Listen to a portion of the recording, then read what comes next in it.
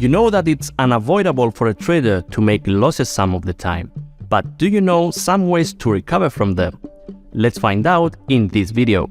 It's a very common mistake amongst traders of all levels of experience to deposit and trade again immediately after a string of large losses. This behavior is destructive because if you keep doing the same thing in the hope of a different result, you will often just lose more money. Similarly, some traders who become emotional after losses increase the size of their positions and generally trade more aggressively in a misguided attempt to take revenge of markets. This usually leads to even greater losses. If you've made a significant loss, the best way to recover is to stop trading for at least a few hours to analyze what went wrong and what you'll do to prevent it from happening again. It's natural to want to blame something or somebody when you make losses. That might be your broker, yourself, or even the market in general. However, it's not helpful to do this because blaming it itself won't fix the problem. To avoid that, try setting up a system of questions you ask and answer before you try to place blame. Did I take on too much risk in the hope of a very big reward? Be honest with the answer here. Was the entry rushed or just plain bad? Did I panic around the exit or did I not manage the trade well enough?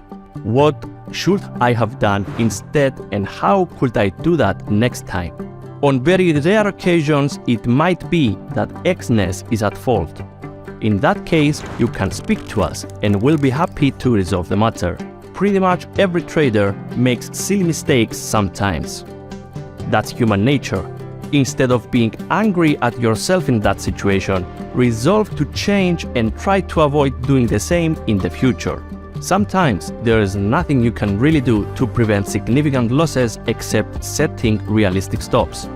For example, if you are buying the pound sterling around the British growth plan in September 2022, you couldn't have predicted the result. So the best lesson will be to avoid large positions around similar events in the future. The crucial step to recovery is thinking logically.